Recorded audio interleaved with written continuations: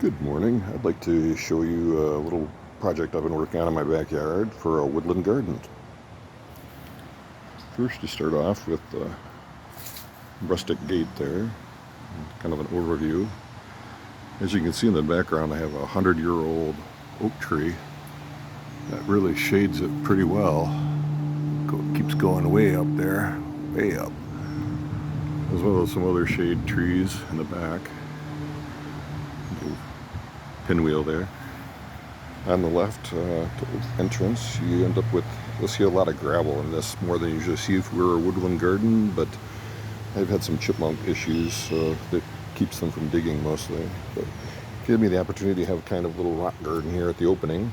You see some succulents there and various little decor elements.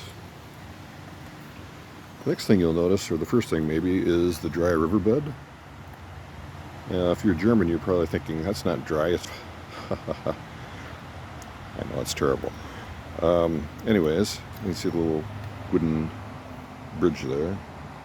A few of the marigolds that aren't blooming at the moment, of course. But along the path, you'll see that it has some of these little path lights here. And those are just something I found for Halloween, and I liked them so much I left them for a year. Let's see if I can get them to glow here. If you see, they glow nice bright blue in the night, so they're really pretty, I think. But really lights up the yard nicely for night. You also see some of these sunflowers that the chipmunks are nice enough to plant for me in there. See, next you have the boulder with the moonflower planted next to it. I think it kind of balances off against the patio, stone patio there. And as you continue along here, you'll see that I have this little red pathway that pretty much encloses the yard. But along the shed here, you'll see some more reinforcement along the base there for the chipmunks. But the ferns are planted here, and they're usually much bigger, but this year they just haven't been doing very well for some reason. You'll also see what I call the ridiculously large canoe here. It has a feature of interest and also extra seating if I should desire. You'll see some small maple trees here that I've let grow. I cut them down. I'm going to see if I can make maybe short maples as a decorative plant. The little yellow ones there are actually solar lights, and they glow yellow at night. The boat anchor in the middle there for interest. You also see the bramble I have here. That's just a volunteer plant that took off in one of my pots. I'd like to say it's a raspberry, but it's never fruited, so I don't really know what that is. So, a little sour on that.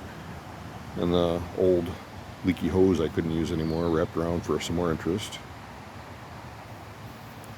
As you continue along here, you'll see on the shed I have another decoration there. This is the oak lady, or the acorn lady. And it's a little kind of a nutty statue there for some more interest. And here you have some more ferns. You know, the ghost ferns, and I think maybe a painted fern, Japanese painted fern. But in the back you'll see Michigan native broadleaf fern, the heart's tongue. You don't see that very often. Of course, the hostas love my yard. As you can see, those are enormous. In between there you'll see the St. John's wort, something I transplanted from elsewhere, but it's putting on some new leaves, so I think that's doing pretty well. It's the cure-all plant, cures all your ills. In the yard garden too as well. Then you'll see this maple tree here. It's another volunteer that I let grow, and it's actually quite tall. It seems to be like the spot quite a bit. Going along the pathway here, there's a couple other maples I'm letting grow to see if maybe they'll do the same as that other one, the big one there. This is a plant I like a lot, is the deer villa. It's supposed to be the perfect plant. It thrives in every condition, wet, dry, sunny, shady. It seems to be doing pretty well so far. It's gotten pretty big, just 1 year of growth. As you go along, you'll see a lot of these little terracotta pots that I set up for toads in the yard. And I haven't seen any toads use them yet, but I'm hopeful they'll discover them sooner or later. You got the barbecue and fire pit on the patio here. Little seating area next to corner of the fence. See, nice cairn stacked there next to the footpath.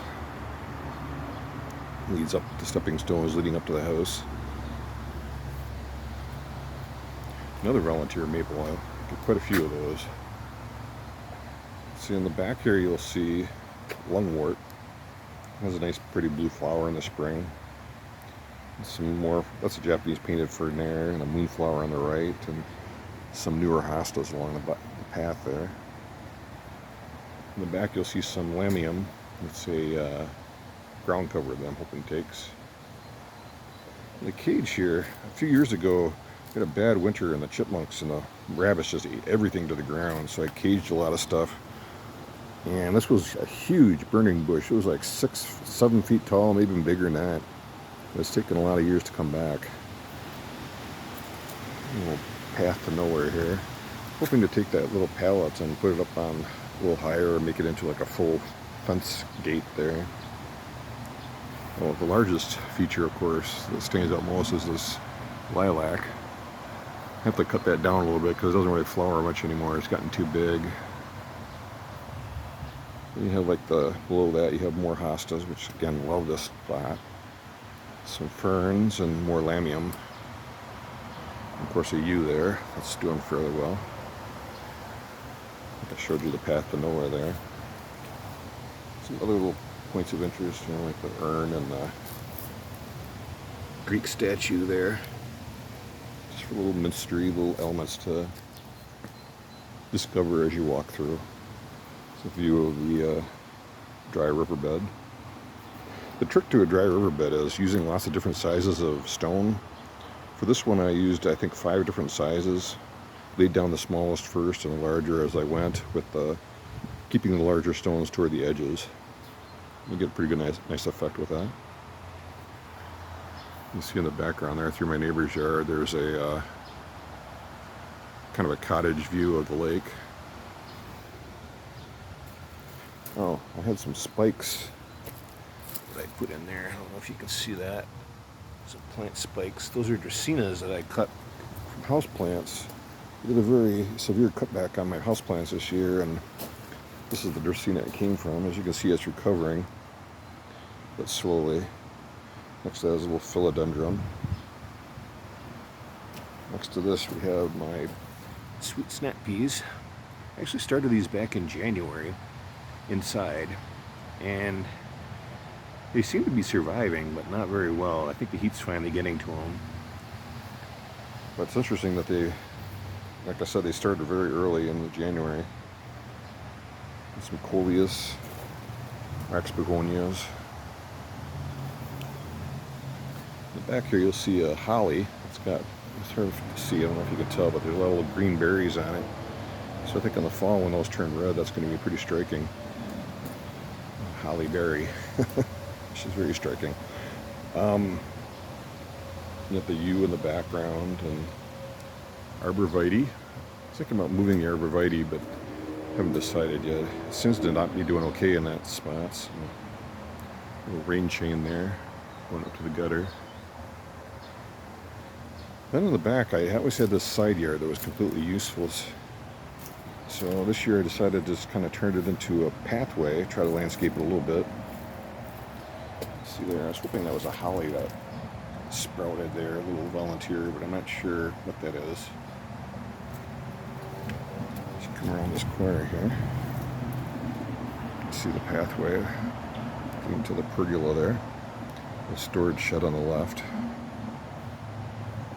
I call this Raccoon Alley because in the winter you see the little footprints for the raccoons. They like to come through here. Come up, you can see some arborvitaes again on the left. And some more lamium ground cover and some rocks. Another rustic fence. And you end up with kind of this little rock sculpture here to make it look kind of like a little ledge, kind of like the ledges over in Grand Ledge on a very, very small scale. But that's about it. Another view looking back the other way. You can kind of see behind those plants there. So this is what I've done so far. I'm not finished. There's always going to be fine-tuning and more things that can be added. But if I add more major stuff or in the future, I may add some more improvements to it. So that's about it. And here's the cottage view of the lake. It's kind of nice. Well, that's about it. I hope you enjoyed it, and thanks for watching.